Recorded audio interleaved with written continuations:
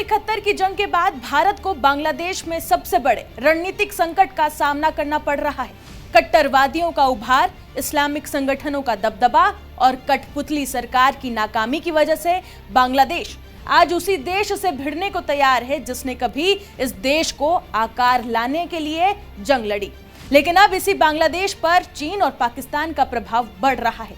बांग्लादेश भारत को आंखें तरेड़ रहा है और चीन पाकिस्तान की गोद में बैठने के लिए बेताब है। लेकिन क्या बांग्लादेश सचमुच भारत को आंख दिखा सकता है?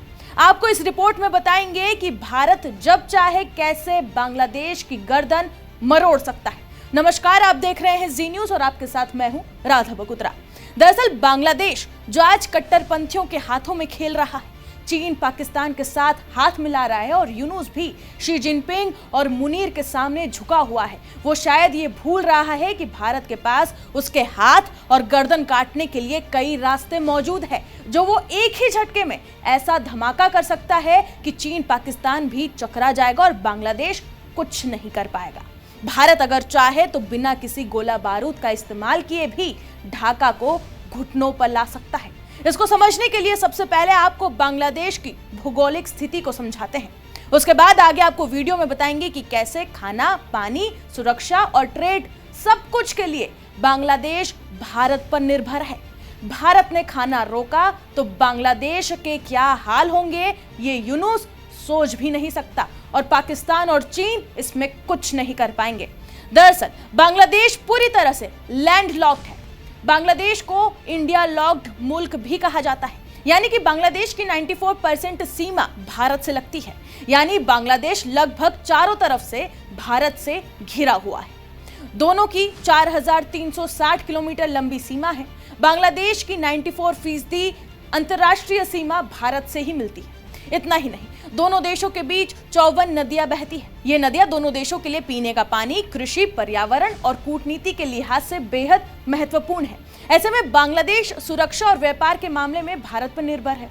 वहीं बांग्लादेश से भारत को पूर्वोत्तर के राज्यों में सस्ता और सुलभ संपर्क में मदद मिलती है। पूर्वोत्तर के राज्यों से बाकी भारत को जोड़ने में बांग्लादेश की अहम भूमिका है। भारत से बांग्लादेश में दवाई, पानी और कॉटन जैसी जरूरी चीजें की आपूर्ति भी सप्लाई होती है। भारत में कॉटन होता है जबकि बांग्लादेश में कपड़े बनते हैं। यानी बांग्लादेश के कपड़ा उद्योग को कच्चा माल भारत से मिलता है।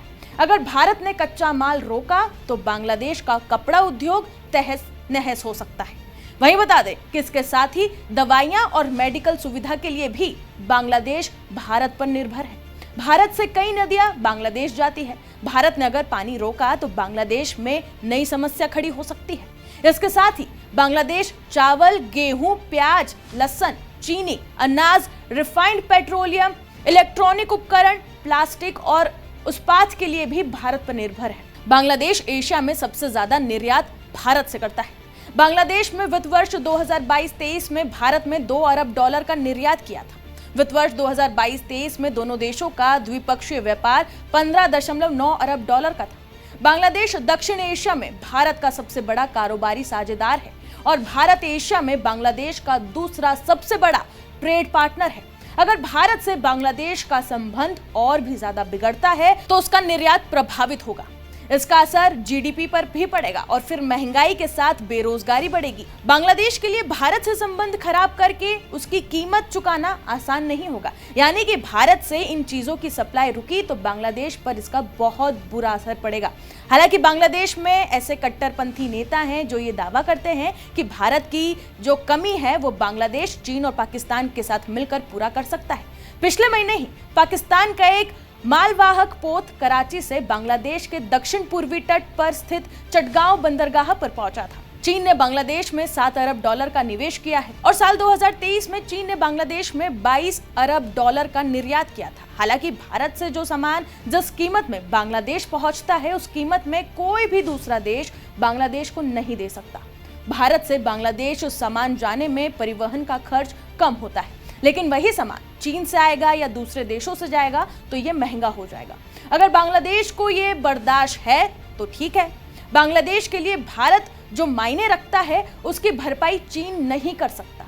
पाकिस्तान की तो बात ही छोड़िए, वो खुद ही गर्दन तक कर्ज में डूबा हुआ है, वो किसकी क्या मदद करेगा। यानी कह सकते हैं कि बिना गोला बारूद दागे हुए भारत अगर चाहे तो बांग्लादेश को कई मोर्चों पर चोट दे सकता है। आर्थिक नुकसान भारत को भी होगा, लेकिन एक बड़े देश और छोटे देश में टकराव में हमेशा पलड़ा बड़े देश का भारी रहता है। जाते जाते खुलासा यह भी कर दें कि संसदीय समिति की रिपोर्ट में बांग्लादेश की राजनीति में हुए बदलाव और भारत के साथ उसके रिश्तों का भविष्य कैसा होगा, इसका जिक्र हुआ है। इस रिपोर्ट के मुताबिक समिति ने अगस्त 2024 के बाद बांग्लादेश में बने राजनीतिक हालात पर भी चिंता जताई, खास तौर पर राजनीतिक हिंसा और बढ़ते कट्टरपंथ को लेकर।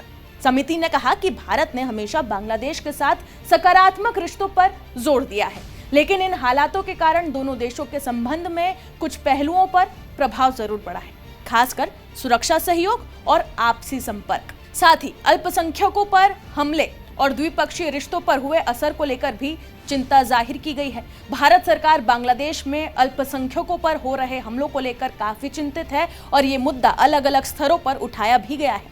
और देखना यह भी होगा कि बांग्लादेश आने वाले दिनों में किस तरीके से एक्शन लेता है ताकि भारत के साथ उसके रिश्ते फिर से मजबूत हो सके। इस रिपोर्ट पर आप क्या राय रखते हैं, कमेंट सेक्शन में जरूर बताएं और बाकी तमाम खबरों के लिए बने रहें जी न्यूज़ के साथ।